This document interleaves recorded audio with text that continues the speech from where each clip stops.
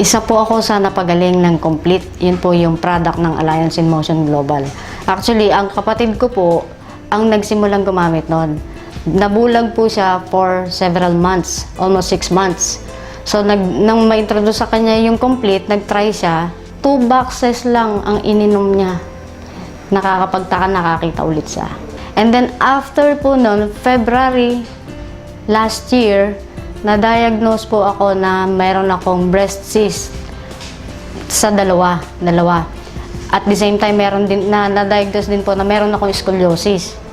Bedridden po ako ng 5 months. And then sabi ko, kung napagaling yung kapatid ko, bakit hindi ko itry? Nag-decide po ako na mag-take ng Complete kasi talagang sobrang hirap na.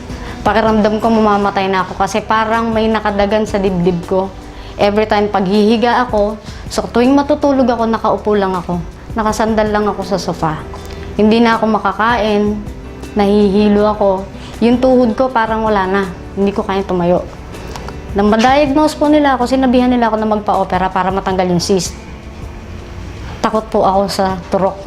So sabi ko, dediretso ko. Uminom po ako ng 3 capsules every 4 hours. And then after 3 weeks po, sinubukan ko maglakad kasi nabawasan yung pain. So hinahapo ako that time. After 3 weeks po, naglakad ako, nakaabot ako ng 3 blocks away from home. Pagkaraan po, after 5 weeks, nagsimula akong mag-bike. And then hanggang sa kasalukuyan po, dire-diretso po akong umiinom. Wala na po totally yung aking cyst. Hindi ko po alam kung paano natunaw yun, pero nawala po lahat ng pain. So yung middle bone ko po na sinabi ng doktor na namamaga noong February last year, na-prevent po yung paglala.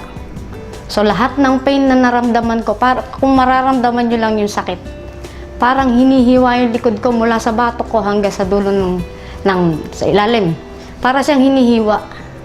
So every time na huhugot ako ng paghinga ko, napakahirap para sa akin. So nung mag-take ako ng Complete, lahat po nawala.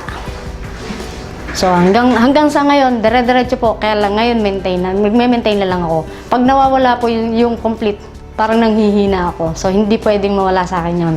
Napaka-imposible na paniwalaan na ako nakabangon. Maraming hindi naniwala sa akin na ako'y gagaling pa. Salamat kay Lord na naging instrumento niya ang Alliance in Motion para makapagpagaling ng mga may sakit na tulad ko.